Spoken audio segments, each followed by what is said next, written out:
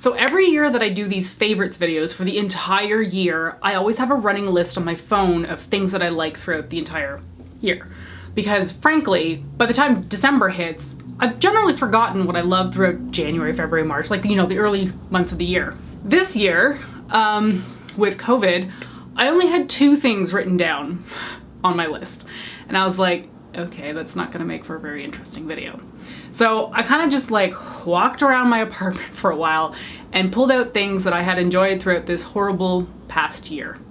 And the bulk of it is not makeup, I'll say that, but I thought it'd be interesting to talk about the things that have kind of brought me some sense of comfort throughout 2020. So while there is some beauty products in here, it's not solely focused on that. So with that disclaimer out of the way, let's jump into my 2020 favorites. I'm gonna kick this off by talking about the 2 things that were definitely on my list that were makeup based from like the very beginning of the year. The first item that I loved intensely was the Melt Cosmetics Muerte palette. I fell head over heels for this sucker. It is such a phenomenal color story. Let me just bending the palette back kind of breaks my heart a little bit. It's kind of like if you have a paperback and you like break the spine. I can't stand that. Like, I do not like that whatsoever. Anyway, this palette, what a knockout. Like, I've never seen a color combination like this before in makeup whatsoever. I love the fact that it was so vampy in all respects, not just in the sense that there's so many dark reds, but also in the fact that there's dark blues and greens and a deep, deep gray in there as well. And I've mentioned this repeatedly, so maybe it sounds very repetitive to some people, but the color combinations that I found myself doing with this palette were something that I had never thought about before, and it really sparked a different sense of creativity in myself, and I just really liked that. Like, there's a lot of palettes out there, I look at them and I'm like, I know exactly what I'm gonna do with you, and it's a lot of the like repeated looks from different palettes over the years. With this, because I didn't have anything that was remotely similar to this thing, I came up with some beautiful looks that honestly made my own jaw drop. There's one that I did for, I think it was the actual review of this palette, where it was like a lot of the reds on top with a gold in the center of the eye, and that it was like a halo eye, and then I used the greens on the bottom, and I honestly thought that this was gonna look like a bad Christmas tree or something, you know, like reds and greens, but that look blew me away. I'm sure I've put a picture of it now here for you guys to see. It's just like alien-esque, but also beautiful, and I credit this palette for giving me that inspiration to do that kind of look. And I hadn't used a lot of Melt products before, I don't think. This might have been my first palette. I mean, I got the Vita palette too, but that pales in comparison to this one. This was an absolute knockout, and I wish they had made it a permanent product, because I'm pretty sure it was limited edition, but this was wonderful. The other palette that I really fell in love with was the Tati Beauty Volume 1 palette. This surprised me. I kind of ignored it at first launch because it's a neutral palette, right? Like, what do I care? I mean, I do use neutrals, but I don't use them as much as I use colors, and I basically ignored it. But then it was one of those things that kind of just stuck in the back of my head, and I kept seeing people using it, and it just looked so freaking pretty on people. That I eventually caved, and I think I got it during her second launch of the palette.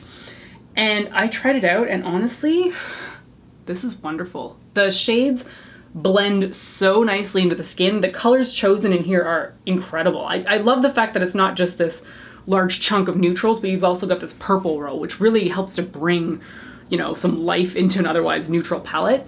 And purple is one of those colors that I feel like if people are only used to wearing neutrals, they'll still dabble in purple a little bit because it can be fairly easy to get away with.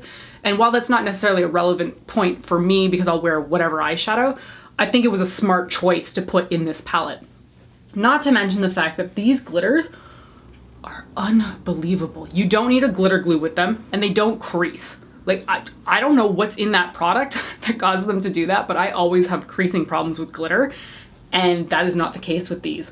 This is just such a freaking knockout, and I know there's been drama with Tati, and I don't really want to get into it because honestly, I don't know who to believe anymore, really. Like, there's like lawsuits flying all over the place about her brand and other people and slander and who knows. But in terms of just the palette itself, I think it's incredible, and she did an absolutely wonderful job of putting this together.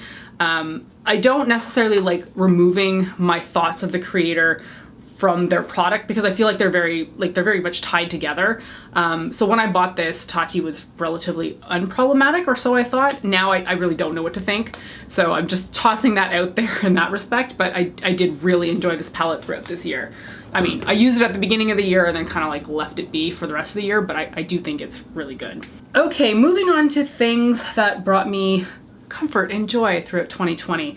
One of the things that I did this year was change up my perfume every month. I have a lot of perfume somehow. I really don't know how I've amassed so much because I really don't feel like I buy a lot. But one of the things I wanted to do was like cycle my perfumes and use a specific perfume every month as sort of like a theme for the month, and just to give me something fun to look forward to after I'd shower in the morning. So some of the perfumes that I really ended up enjoying this year are the following. The first one is this Lush Honey I Wash the Kids body spray. I am a huge, huge fan of their Honey I Wash the Kids soap, the shower gel, and when I discovered that they had like a body spray version of it, I was quite happy to get my hands on it. I think I bought it around the beginning of the year, probably January or February. It might have even been December. I don't really remember, but I wore it for whatever month that was, and then I think I cycled it in for another month throughout 2020, and I just really like it. It's a thick honey caramel scent, and it's really sweet, but I just really liked it. And I'm happy that it's in like this funny squeezy tube format. It feels hilarious to like spray yourself with basically what looks like a Windex bottle. So I enjoy the format, and the scent is like incredible. The next one is my favorite perfume by far now. I've mentioned this multiple times since I've discovered it via my friend Dominica, but it's Molecule 1. This is just incredible. I wore it specifically throughout June because that's Pride Month, and I wanted to wear my happiest, most me fragrance now, so I chose Molecule 1 to wear throughout June, and I'm wearing it again now because January is my birthday month, so I wanted it to be like, you know, thematic for my birthday, so I've been wearing this all month again.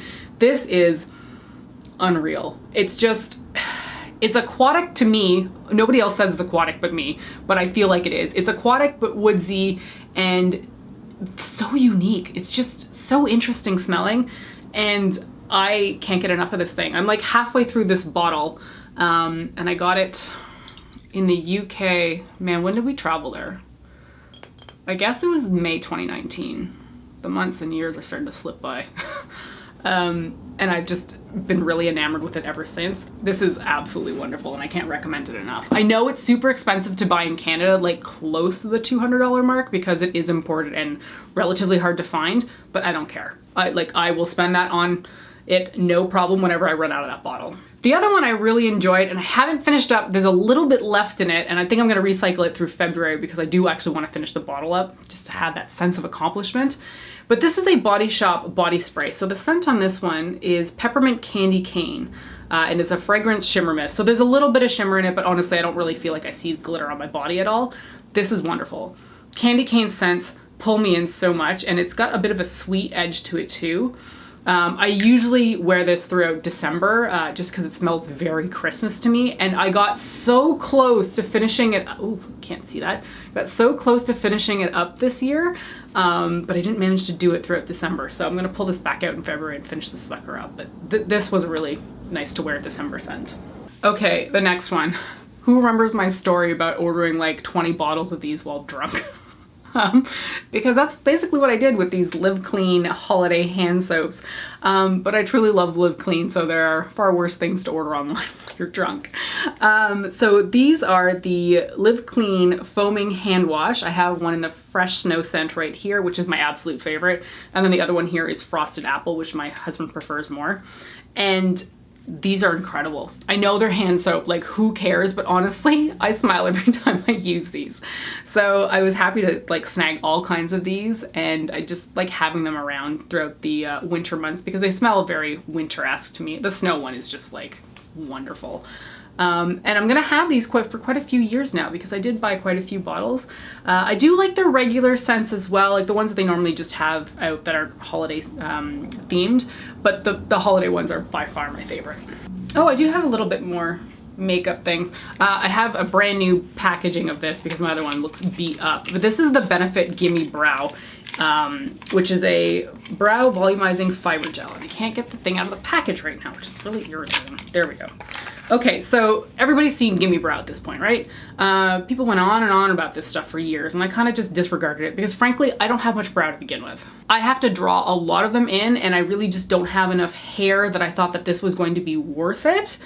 But I think it was this past year, at least like the very end of 2019, where I finally got into a rhythm with my brows, and I think this has helped me tremendously. So I still have to draw a lot of my brows in, but the fibers and the texture of this really help to bulk up my brow hairs, what little ones that I do have, to make them just bushier and more thick overall. And I really think that this has been the biggest contributing factor to that. I wish I'd done it sooner, like years ago. I look back on old videos or old pictures where my brows basically look like chiseled on because I was either using a brow pomade and doing it very poorly, or I was like really blocking in my brows, and this has helped to like fluff them up and push them up. And I'm really pleased with my brow situation lately.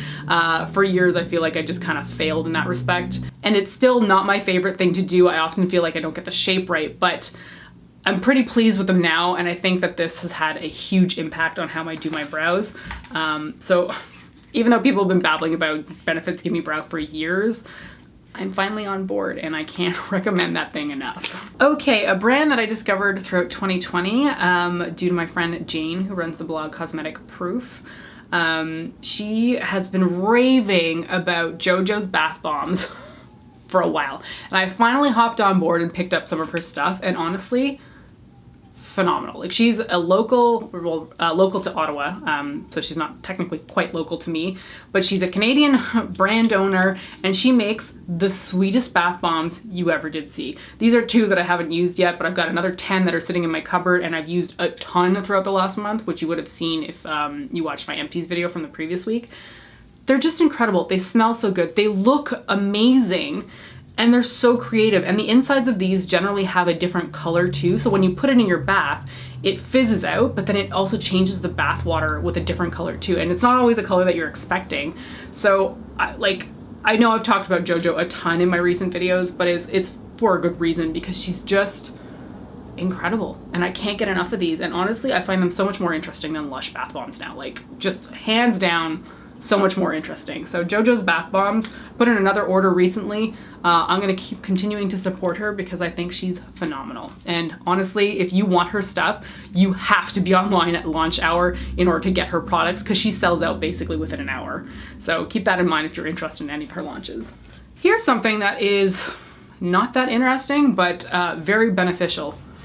Dermal Therapy. This is a heel care cream.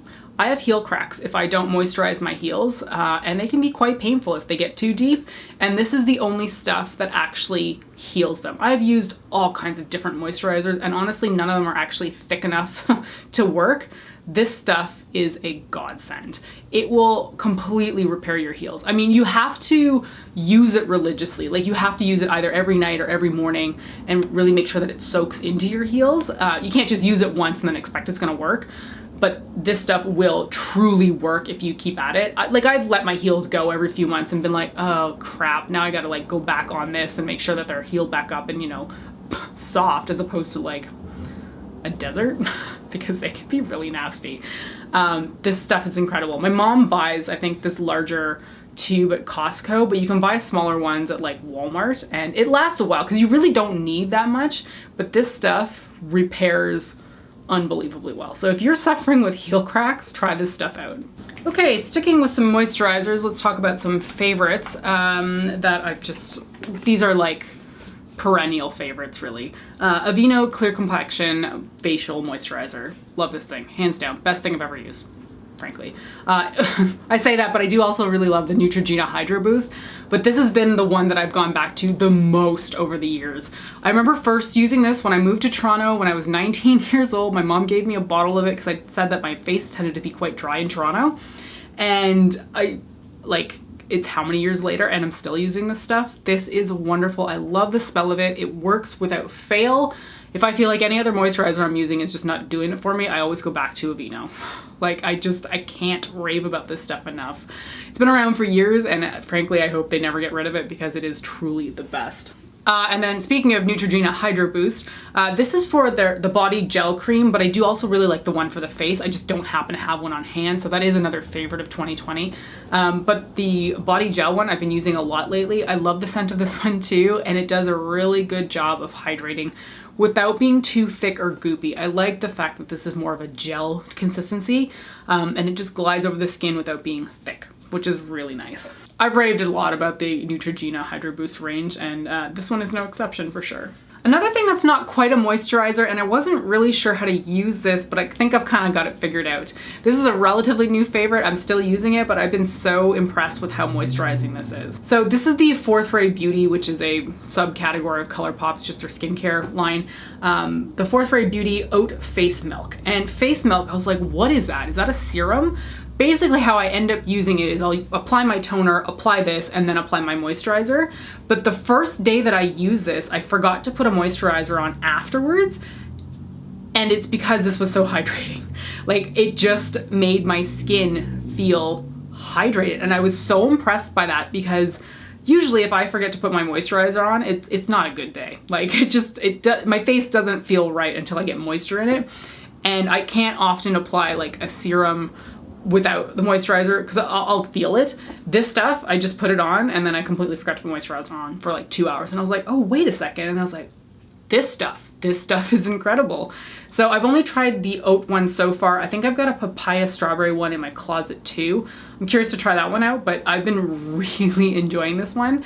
And I like that they've got like all kinds of different ones for like different facial problems, I guess you could say, but I always go for the hydrating one, so I'm curious to try more of them out now. Another thing to talk about that has been working wonders on my face is this Dr. Brandt Microderm Abrasion Age-Defying Exfoliator. Okay, first of all, this is super expensive, like $100. It's unreal how much this stuff costs, but hear me out. This stuff will clear up milia. I tend to get milia on the underside of my eyelid, like the lower lash line, and I've got one forming right over here right now. And what I do with this is I take a little bit, like you need the smallest amount on a Q-tip, and then you rub it over the milia, or is milia plural? Maybe it's milium for singular. Anyway, you apply it over the milium, and just rub it back and forth quite a few times. It feels a little bit grating, but it is exfoliating the skin. And you do that for about a week or two, and then eventually the milia will either crystallize and fall out of your face, which happened to me the first time, or it will just slowly start to dissipate. I've done this 3 different times with this product and it has never failed me. It always works, and milia is aggravating and annoying and I hate it, but this is the stuff that will cure it. I'll link to an entire blog post down below that goes through like step-by-step process of what I did to get rid of it, because I did that post probably, I don't know, 7 years ago, and it's been one of my most viewed posts on my blog. And it works. Like if you look at the comments, people are like, thank heavens I found this blog post because this thing actually works to get rid of it. So I know this is super expensive, but you need very little, and in my eyes, it's absolutely worth it because then I don't have to go to the dermatologist to like get it lanced out of my skin. So if you're having problems with milia, think about picking this up, even if it's pricey. The next product I've been enjoying throughout this year has been reusable cotton rounds. I've gone through 2 different types of brands and they all basically perform the same. I do prefer these ones from well.ca, even though I hate the colors. Like they're just like, ugh, to me. But reusable cotton rounds have just been nice to use. I feel a little bit better about being able to like recycle them. I don't have to be constantly throwing out cotton rounds, and I don't know, it makes me feel better about the environment, I guess. It also saves me money in the long run too, because I just buy like, I think there was 20 in each pack, and I just keep recycling them over and over again. So that has been really good. And yeah, I use these for toner and makeup remover. I'm showing you the ones that I use for toner because the ones that used for makeup remover look pretty nasty. They do wash a little bit in the wash. I mean, they get clean, but the like the staining is still there on the cotton rounds, and I do wash them with my towel, so I'm not worried about like screwing up my clothes. So yeah, I've been enjoying using reusable cotton rounds. I know people have been using them for quite a while, but I finally hopped on board this year. The other thing that has been wonderful to use this year, and I'll put a picture of it as opposed to pulling mine out because it's been used for a while. It looks kind of nasty, is a menstrual cup. I don't know why I use tampons for so freaking long, frankly. A menstrual cup is just so much better. I haven't had to buy tampons in over a year. I feel cleaner from using a menstrual cup, and it's just really wonderful. And honestly, it's been one of those things that I have been really appreciative of throughout 2020. I just felt so much better about the fact that I was using a menstrual cup and I didn't have to go out and buy tampons all the time. And it's recyclable and washable, and just, it's been wonderful, honestly. And I waited far too long to try a menstrual cup for sure. And I wanted to mention it because it was one thing that I was really glad that I got into before 2020. And maybe that sounds a little bit weird, but it's just been something that I just didn't have to worry about throughout the past year. I always had a menstrual cup on hand. I didn't have to worry about getting tampons. It was just absolutely delightful. And it was a huge quality of life improvement for me. And I think everybody should at least give them a shot. So the last few things I'm going to talk about are 2 sets of nail polish collections that I really enjoyed throughout this year. The first one is the Holo Taco Rainbow collection. It ended up coming out around Pride, but I think Christine from Simply Nailogical, who runs the brand, had said that it wasn't intended to be a Pride collection. It just ended up getting delayed because of COVID, and then it ended up timing itself with June, which is Pride month in Toronto anyway. I don't know when Ottawa's Pride is. Anyway, the rainbow collection ended up being freaking phenomenal. They are rainbow polishes, so you get all the colors of the rainbow, with holographic micro shimmer dispersed throughout the product. It's unreal. On the nail, like, you can't see it here because like it's hard to show that. I feel like I'm not very skilled at camera work and stuff like that, and the lighting is bright.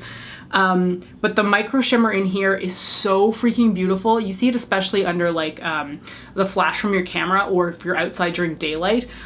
It's so stunning.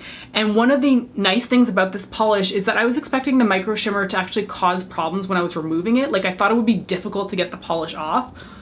Not whatsoever. This was so easy to remove, and I was so tickled pink that it was like that, because I hate when you get like a polish that you really like but it's difficult to take off because it makes you not want to put on that polish so much. Not the case with these. These are phenomenal, and I grabbed 2 here.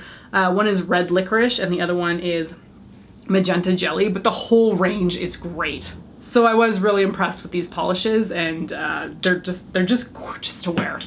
The other collection I ended up liking was it the Italian collection by OPI. I pulled out 2 of my favorites from that collection. It launched, was it the fall collection? It must have been.